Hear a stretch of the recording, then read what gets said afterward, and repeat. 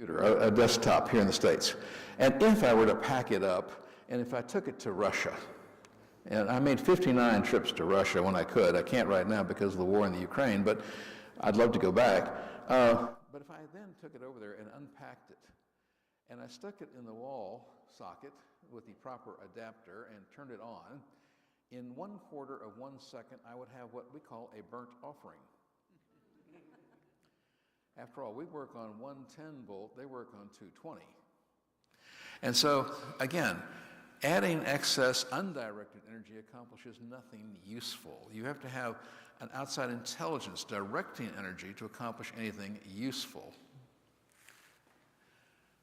Again, why can't mutations produce evolutionary ascent? Well, you'll never get a beneficial increase in intelligence or complexity without the input from a greater intelligence. After all, think with me for just a moment. Theoretically, why do we go to school? Well, theoretically, we go to school to get the input from a greater intelligence. Now, I know, you know, that's not necessarily true. Hello? Especially these days. But that's the idea, correct? But you have to have an outside intelligence directing energy to accomplish anything useful. And the laws of genetics prevent new beneficial information at a higher level of intelligence and complexity from occurring. The laws of genetics are conservative. They are not creative. And mutations affect and are affected by many genes and other energetic information acting in combination. Now, we could get real technical and talk about retroviruses and all kinds of stuff. We're not going to do that. Everybody said? Amen. Thank you. But it's a total misconception to believe that one gene controls one thing in your body. That's not true. As a matter of fact, today we now know that how great is God? There are many plants, animals, and organisms that have far more chromosomes than we do, but that doesn't make them better than us. And today we now know that the genes in our body can make up to 5 different proteins on demand, and that there's a control mechanism to tell it which one to make next. So there's actually 2 levels of intelligence in the DNA, but recently we found that there's a 3rd level of intelligence in the DNA. Try this one out. Write a sentence containing, let's say, 12 words that you can read in both directions and get useful information. Hello? But God has done that in our DNA. Humans only have about 21 to 23,000 genes. Many creatures have far more. But because God has developed this incredibly compact chemical way of making information work, we are incredibly made. Hello? Fearsome and awesomely. Well, again, why can't mutations produce evolutionary ascent? Well, the addition of the accidental duplication of previously existing information is detrimental. Now, we're going to show some pictures towards the end, but how many of you have ever seen a cow, a calf, a deer, something that has 5 legs? I mean, I certainly have, and I've seen pictures of deer that even have 6. But the extra 1 or 2 legs are totally useless. It's a drain on the organism and typically causes death at a relatively young age. But what are the 5th, 6th leg? What about 6 toes, 7 toes on a cat? I've certainly seen those too. I've seen 2-headed cats. I've seen 4-eared cats and so forth. But what is that? That's the accidental information, but it's an accidental duplication of previously existing information. The legs information already existed. The information for ears already existed. It's just an accidental duplication of the information. And it's detrimental because the 2-headed calves and so forth, they don't live long. Again, mutations are random, they're not directed, and they're not beneficial. Random mutations produce what's called microevolution. Now, that's lateral adaptation. It's a shift in the gene frequency within a gene pool. It's only variation within a kind. It's why no 2 of us in this room look exactly alike. That's why we have 8 billion people alive on Earth today. No 2 look exactly alike. That's variation within a kind, because we keep mixing and matching information, but we're all still human. Hello? And as I mentioned just a moment ago, we don't all have the same amount of DNA, and yet we're all totally human. And we can have, offspring and so forth, whether you have more DNA and you don't and so forth, we can still all have children and we're all still human. It's a tremendous variation. But mutations cannot produce the jump from one kind to another, which is called macro. So microevolution is just variation within a kind. It's totally scientific. It's also totally biblically correct. But macroevolution has never occurred, and of course would be anti-biblical.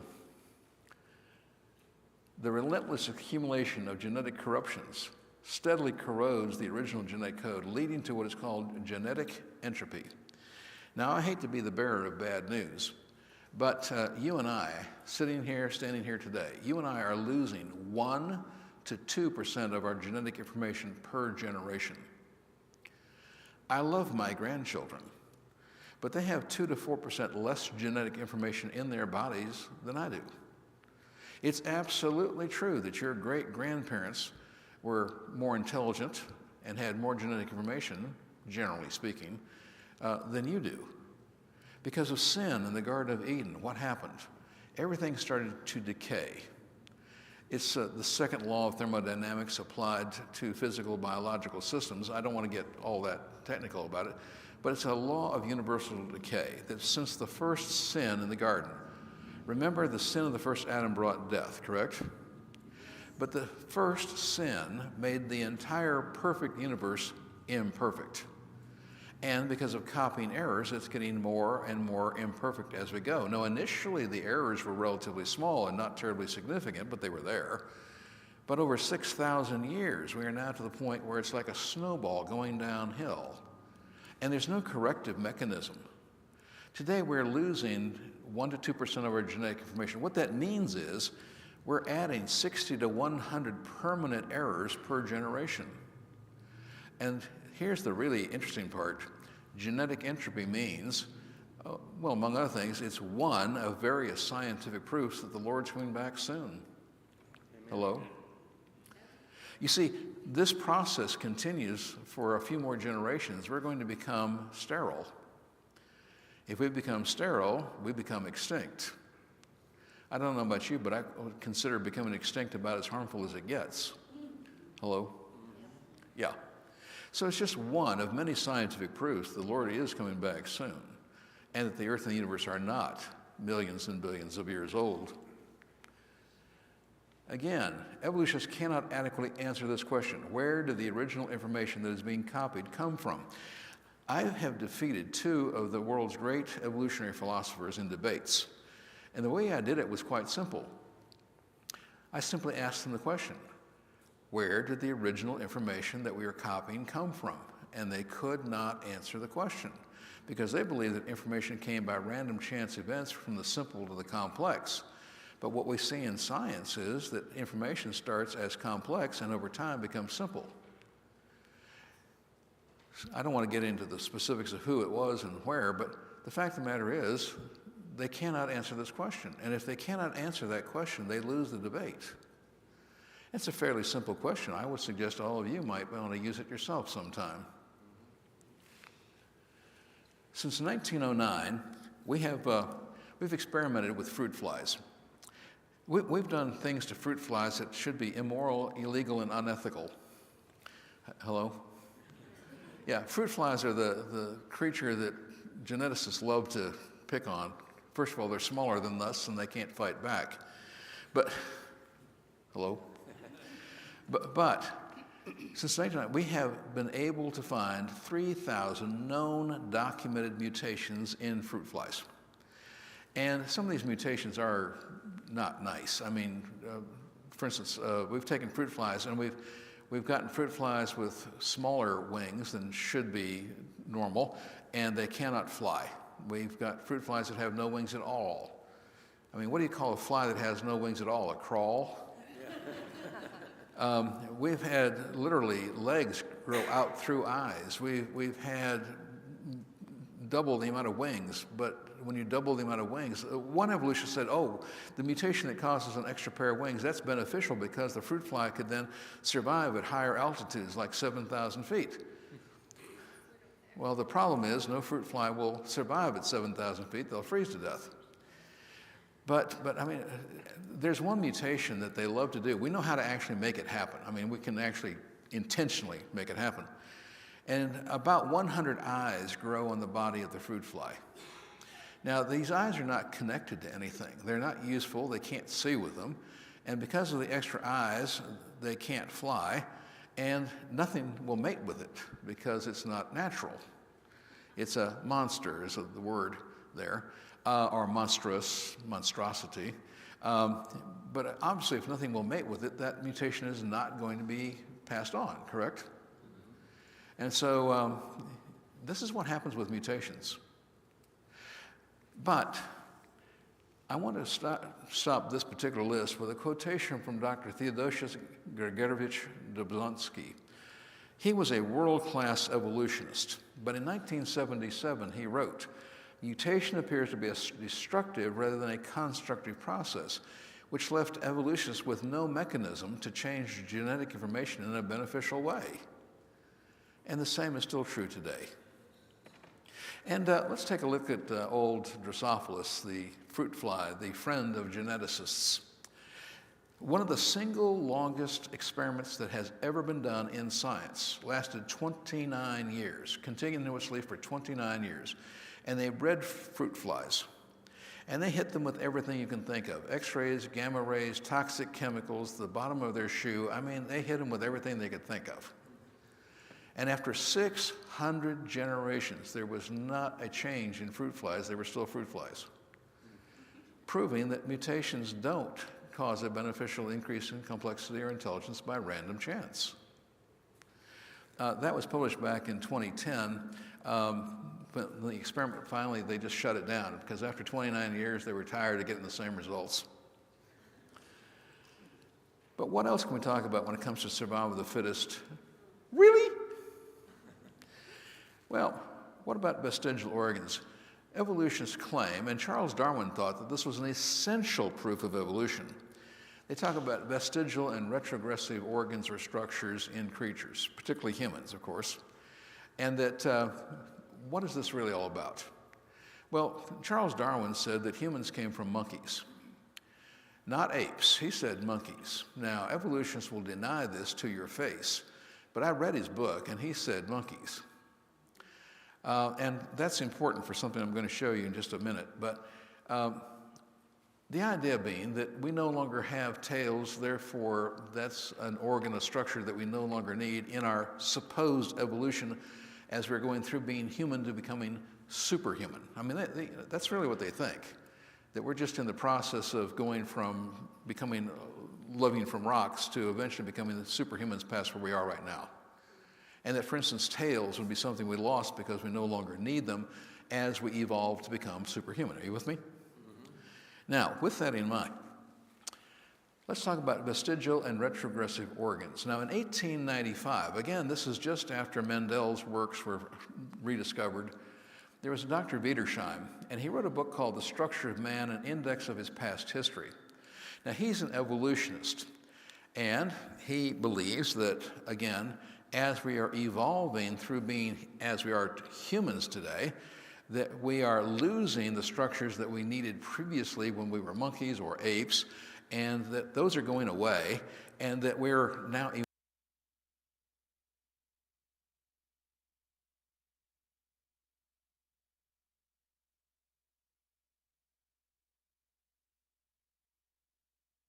try to cover the room. Look at that. You talk about a battery and it comes back to life. It's amazing. You know, the age of miracles has not yet ceased. So, but he thought these organs or structures are going away and we're evolving new ones to become bigger, better, faster, smarter, right?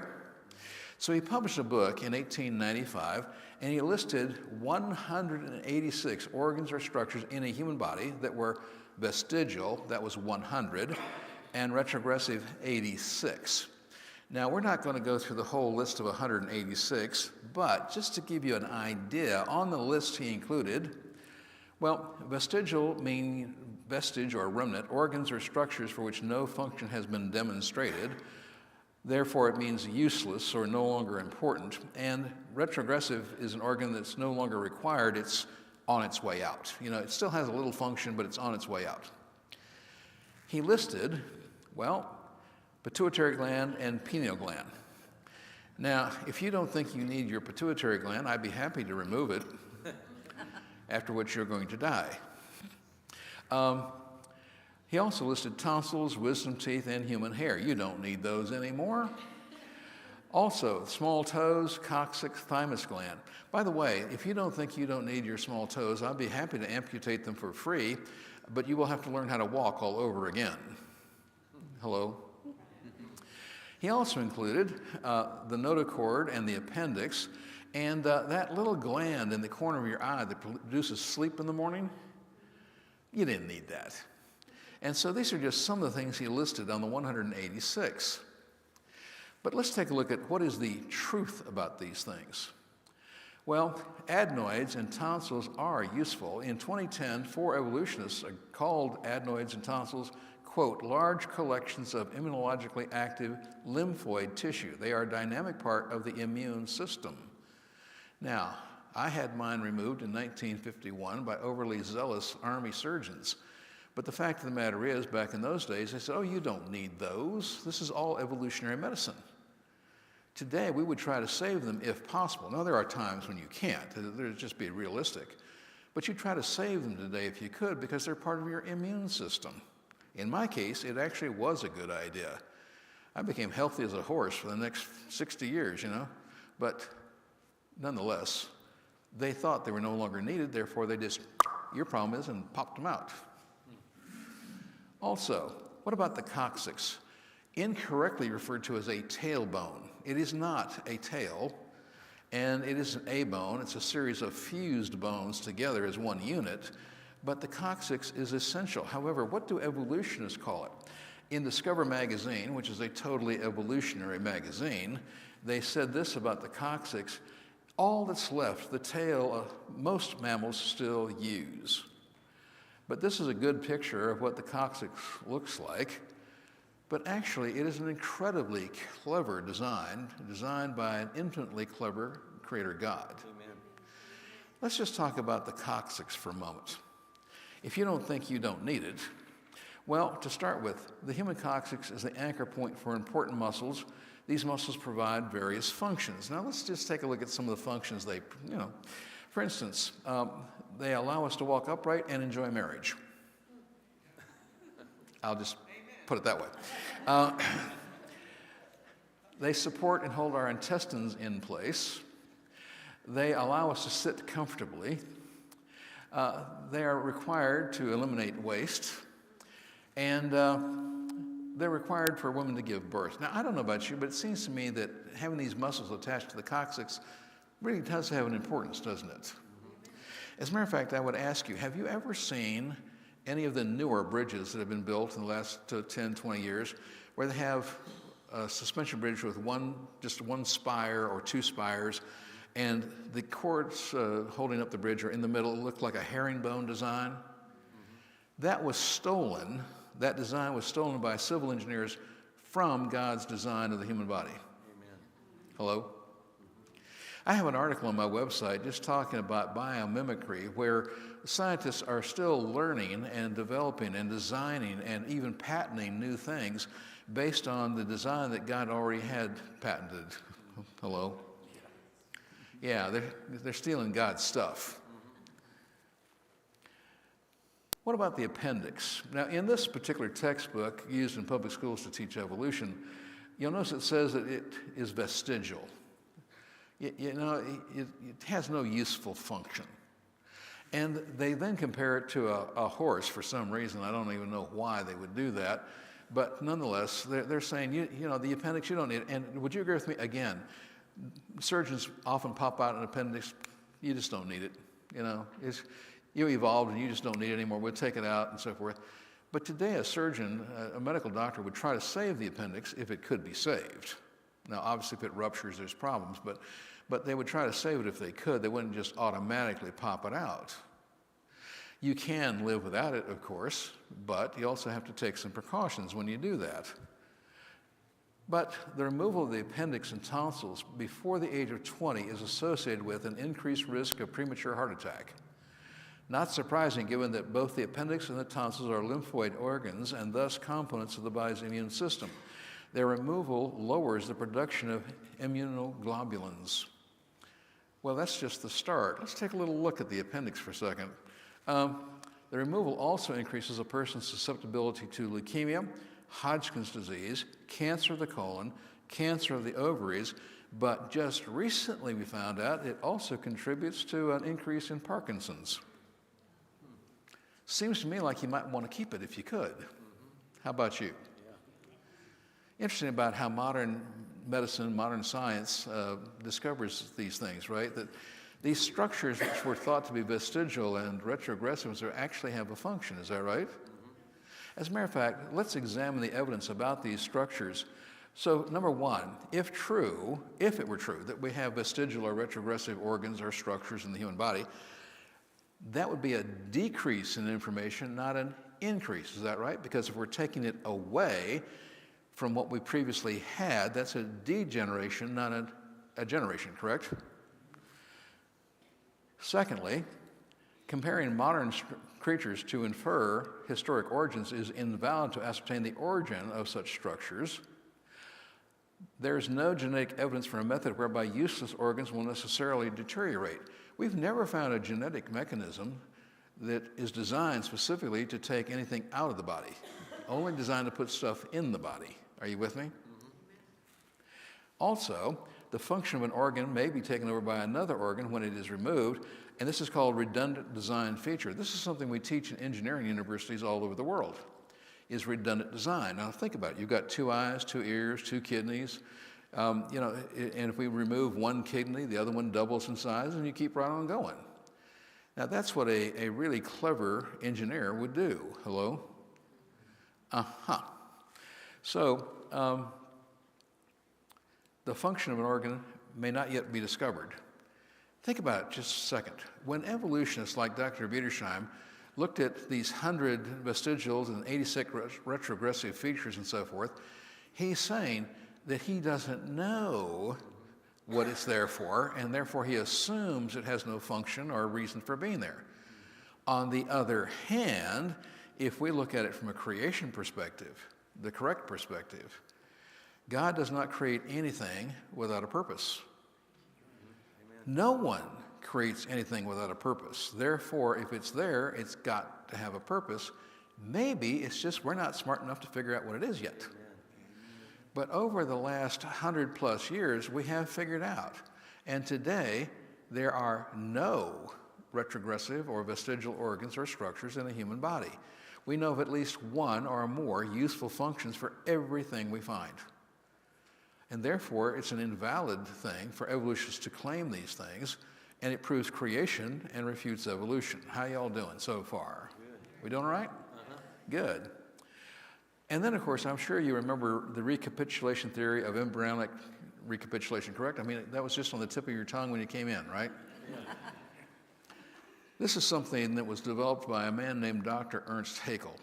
I have a presentation included for free on one of the other videos, the one on why carbon-14 doesn't work. But I threw that on there as a freebie. You know, you get it for 2 for the price of 1. You may not know who Dr. Ernst Haeckel is or was, but you really ought to. He is arguably the 3rd most important evolutionist of the 1800s behind Charles Darwin and Thomas Huxley. Now, he was a German evolutionist. He is a real piece of work. He was born in a theoretically Lutheran home in Germany, but he was never a Christian. He earned a PhD as an evolutionist, and he taught at Jena University. But this guy was a sold-out evolutionist, and he was willing to make up great frauds to prove that evolution was true. He was that zealous. He did things like he invented a creature called Pithecanthropus alalis, the speechless ape man. I talk about that in one of my other presentations. But no such creature has ever been found. He just claimed it. He just made it up. He made up various other frauds as well. He's a real interesting piece of work. Interestingly, even though he had earned a PhD in evolutionary science, he was also a very good artist. That's a unique combination. You know, I'm a scientist with 2 doctorates, but I draw stick figures. You know, I'm not an artist, I'm a scientist.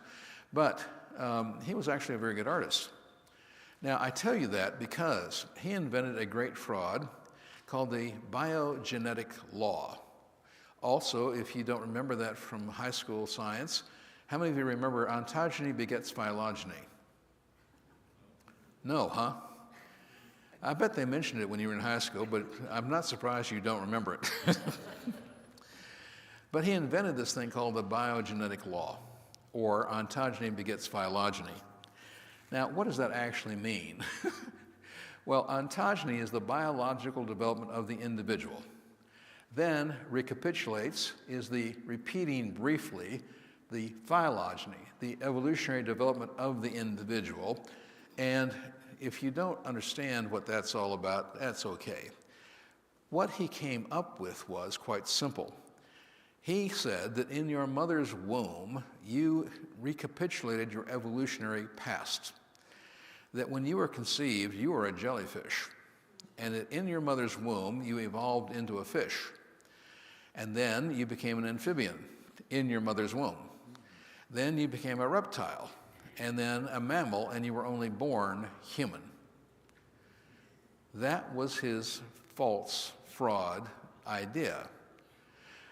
Now, again, the theory speculates that the development of the human embryo passes through the evolutionary stages that are encountered in the evolution of man, that you go from the protozoan to a worm, fish, amphibian, to a mammal, to a human. That was the concept. Now, if you guys don't think you remember this stuff, let me ask you a question. Any of you remember these drawings? Look familiar? Yeah, all of a sudden now it comes back, right? These are the drawings that have been shown for over 100 years to students in biology classes to get them to believe that we evolved from primitive creatures. I made 59 mission trips to Russia since July of 1994. I had a most interesting experience. At one time I was in Karelia. That's the part of Russia that's right up against Finland. And I was able to teach for 2 days at an elite high school.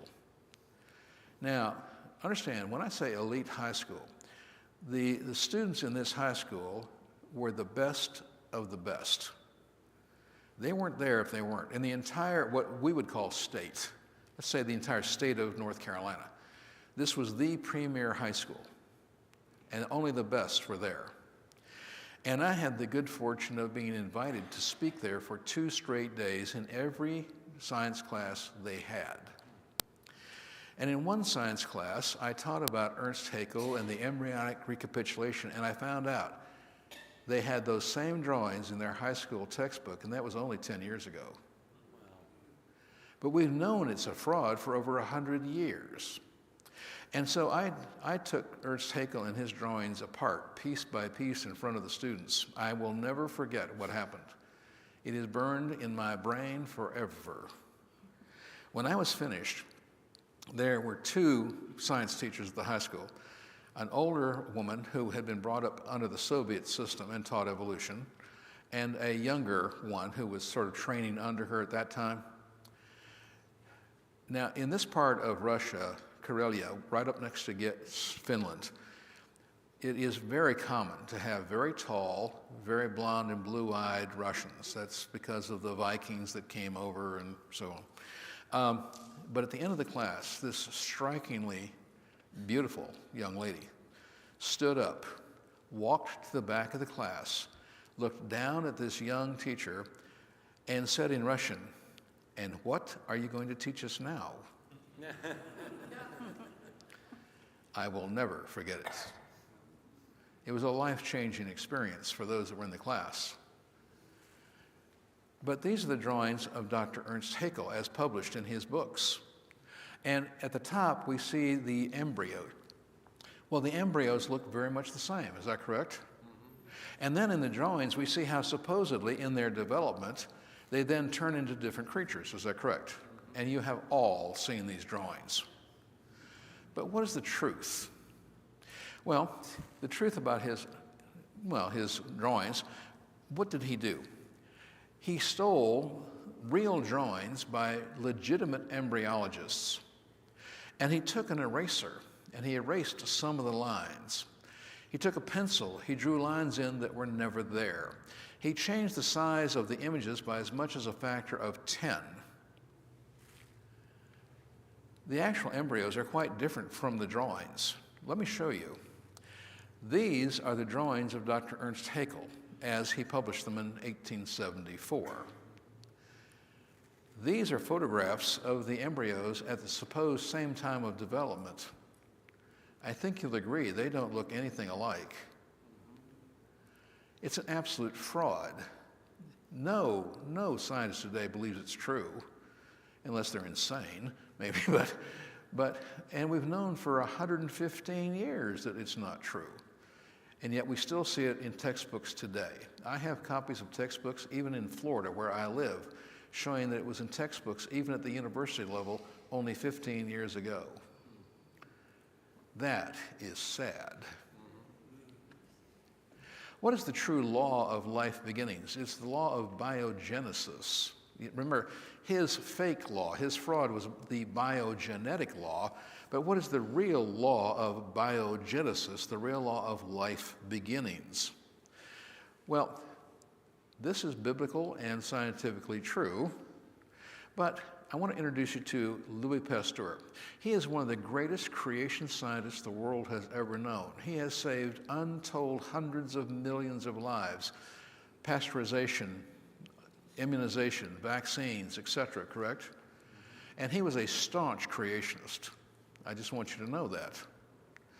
But he is responsible for finally coming up with the law of biogenesis, but his work actually goes back to 1668. A man named Francesco Redi. Now, you have to understand that in the 1600s, 1500s, 1,000 years ago and so forth, there were people who actually believed that mice and rats spontaneously generated from piles of dirty rags. I mean, that was the concept, because they saw them coming out, and they said, well, they spontaneously generate inside. I mean, that's how the level of scientific thought was then, you know. But of course, we know it's not true. But Francesco Redi actually proved it wasn't true in 1668 with a very simple experiment. He simply took 3 jars. He put meat in the bottom of all 3 jars. One jar he left open where the flies could get in, laid eggs on the meat. The eggs hatched, the larvae then developed. They ate the meat and then flew out as developed flies. One, he put cheesecloth over the top. The flies could smell the rotting meat and wanted to get to it to lay their eggs, but they couldn't get there. And they were extremely frustrated. And finally, they would lay their eggs on top of the cloth and fly away and die. But of course, when the eggs hatched, there was no meat, so they also died. And then one, he corked it, and the flies couldn't smell the meat, and so they never even bothered to go near it. And what he proved was life only comes from life and only reproduces after its own kind, which sounds kind of biblical, wouldn't you agree? Amen. And that's the real law of life beginnings. Life only comes from life and only reproduces after its own kind, not another kind. But Louis Pasteur is the man who put the final cap on it over 150 years ago. He did what's called a swan neck flask experiment. Now, this is just before the American Civil War. But what did he do? He took a flask of glass and he heated the neck, a thin neck, and he made it into a swan neck shape. That experiment is still in a museum in Paris today. But what did he do? He put a broth with all the nutrients that microorganisms would like, you know, basically a beef broth kind of a thing. And of course, what did he do? He pasteurized it. He boiled it, right? And then he bent the neck, but he left the neck open. It was not closed. It was open. And what happened? Well, dust and bacteria gathered through the open hole in the bottom here of the swan neck, but of course they couldn't get up the tube, they couldn't get into the flask where the nutrients were, and therefore, well, nothing ever happened in the flask itself because the biological organisms, the bacteria and so forth, couldn't get in there. And again, he proved life only comes from life and only reproduces after its own kind. Again, let's talk about variations and survival of the fittest. Now, this is the front cover of the National Geographic, which is, of course, a totally sold-out evolutionary publication, which you should never get your education from. Amen. But I'm using this particular cover because it shows a wolf and a dog, and it says wolf to woof, evolution of dogs. And they want you to believe that wolves evolved into the modern dogs that we have today, correct? Yeah. Now, first of all, let me ask you a question. A wolf is a large canine creature. So if modern dogs came from wolves, wouldn't that be going down in size and not up? Right? But I mentioned that having been so many times in Russia, I am a member of the Creation Research Society in Russia. Now, I am a lifetime member of the Creation Research Society in the United States, but I'm also a member of the Creation Research Society in Russia. There are Russian scientists who do believe in a young earth, a young creation. And some of them are Russian Orthodox. But that doesn't prevent them from knowing the truth and being good scientists, right? Yep. I say that because of this. In the year 2009, Russian scientists proves that foxes are dogs. You know, all of us here would agree that wolves and coyotes and dogs are all one kind. They can all interbreed.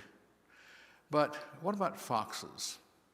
Creation scientists for a long, long time believed that foxes were also dogs, but we didn't know how to prove it. But Russian scientists in 2009 proved it, and the experiment was incredibly simple.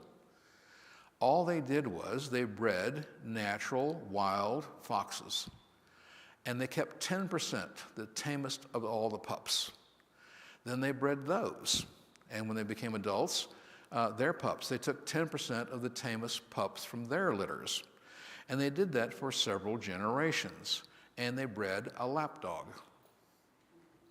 Come when called, loves to be cuddled and petted and everything else, but it's a fox. And today, the American Kennel Association does agree foxes are dogs. So wolves, coyotes, dogs, and foxes are all one kind. They're just variations within a kind. And let's talk about Darwin's finches for just a moment. When Charles Darwin, who was not a scientist, got to the Galapagos, he was on the HMS Beagle, a research ship. It was supposed to take a 2-year trip, ended up to be 5 years. They sailed all the way around the world. They weren't supposed to. But nonetheless, he didn't go as the science officer. He went as the gentleman companion to Captain Fitzroy, the captain of the Beagle. Because you have to remember that in the mid-1800s, on an English warship, the captain was God, and he could not eat with the crew. That was not allowed. So what would happen is young English gentlemen would sometimes volunteer to go on voyages to be the gentleman companion so that the captain would have somebody to talk to at meals that was intelligent. But he was interested in nature. He was a sort of a naturalist. And he gets to the Galapagos. He found 13 different species of finch according to science, but the fact of the matter is he didn't know he'd found 13 different species of finch because he mislabeled some of them, had to wait till he got home when a scientist told him they were all finches. But today, recent breeding experiments have proven they can all interbreed. It's one species of finch in 13 varieties. And you can take the finches from any of the islands in the Galapagos and breed them with any other finch on any of the other islands, and they will produce viable chicks.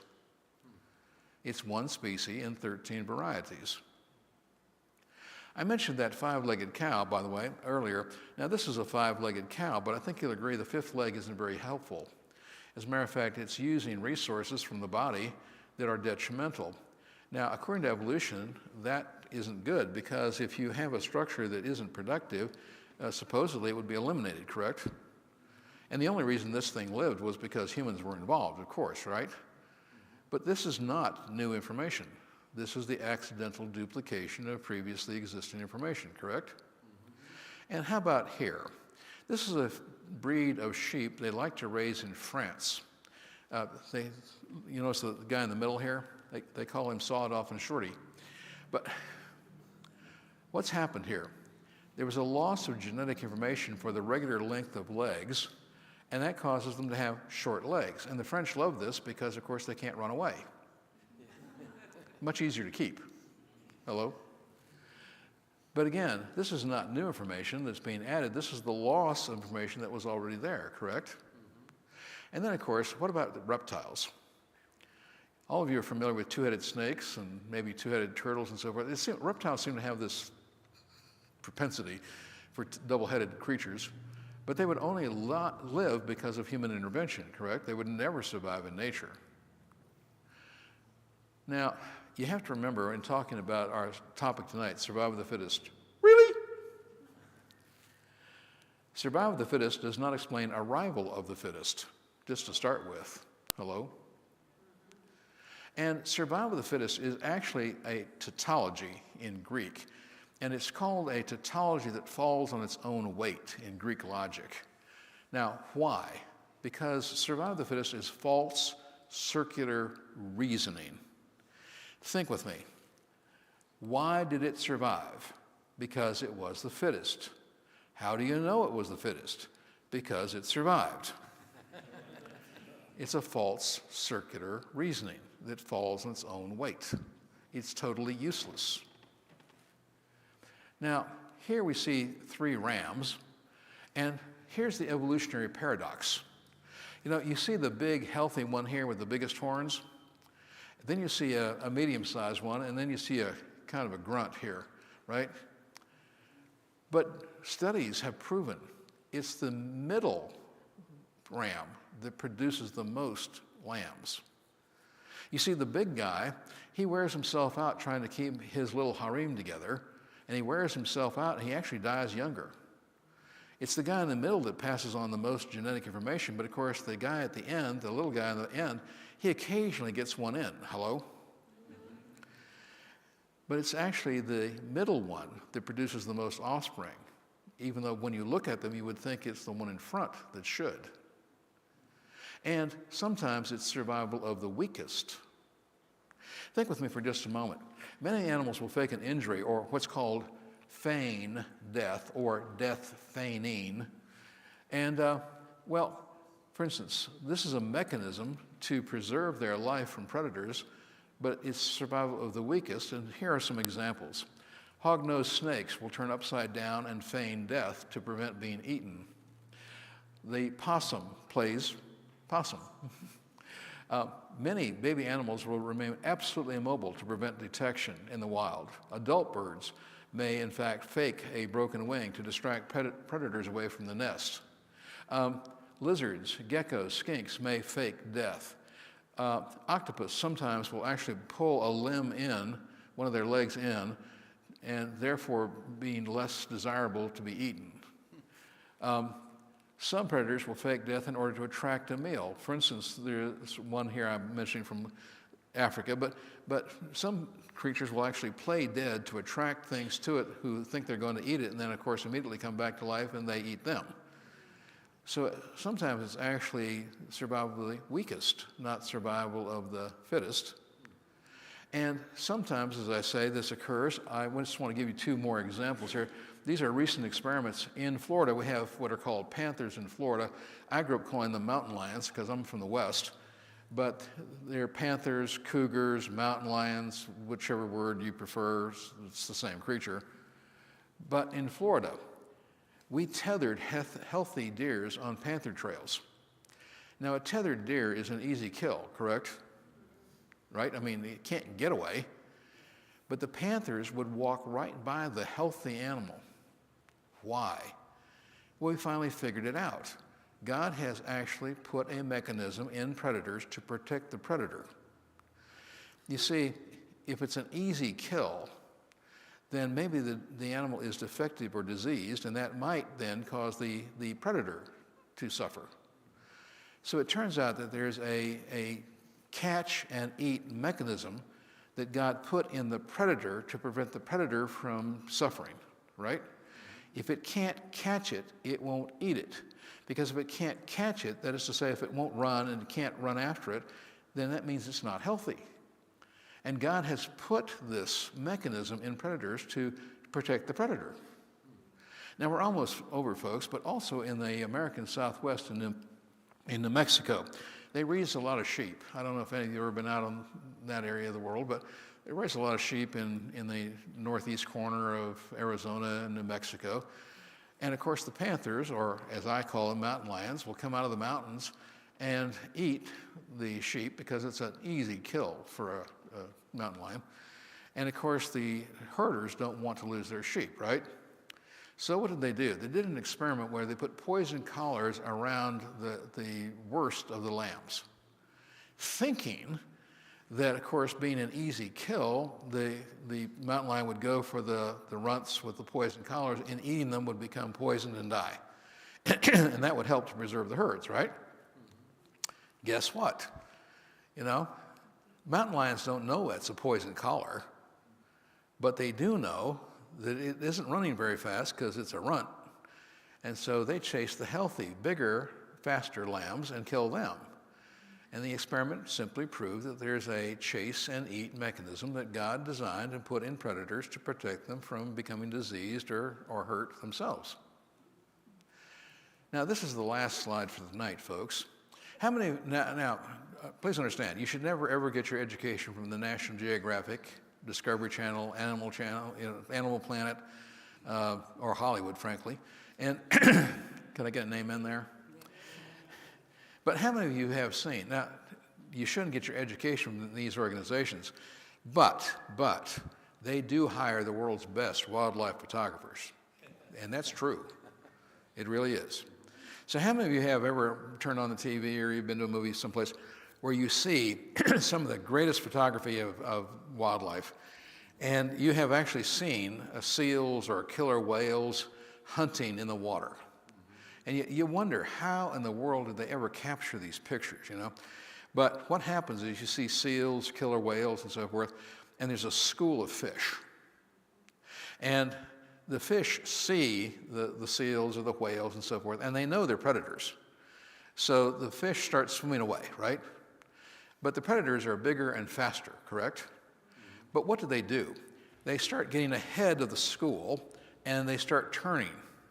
And because the fish are trying to get away from the predators, the fish start turning, right, to try to maintain maximum distance.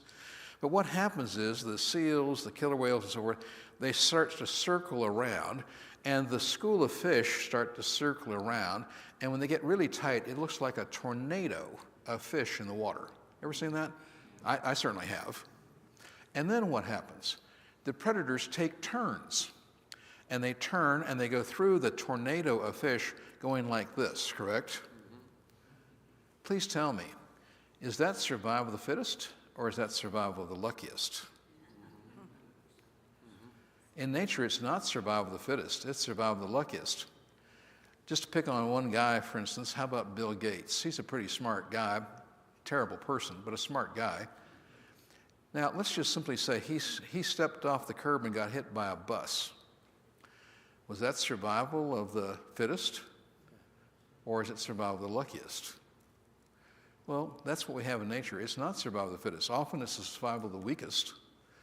And really, the fact that you're even here today is simply survival of the luckiest. Hello? Mm-hmm. So that's the truth about survival of the fittest, and it proves that, in fact, well, it doesn't prove evolution, it proves creation to be true. It refutes evolutionary thinking. And while I know it's been a little bit more scientific tonight, tomorrow night we are going to talk about Mount St. Helens. It's our most explosive presentation. Come on, it's about a volcano, folks. It's our most explosive presentation. And you may say, why do I want to take a look at the explosion of a volcano in a church service? But the fact of the matter is you do want to. Because we're going to prove tomorrow night that geological features do not change slowly and gradually as evolutionists claim over supposed millions and billions of years, but that in fact geological features change very, very quickly.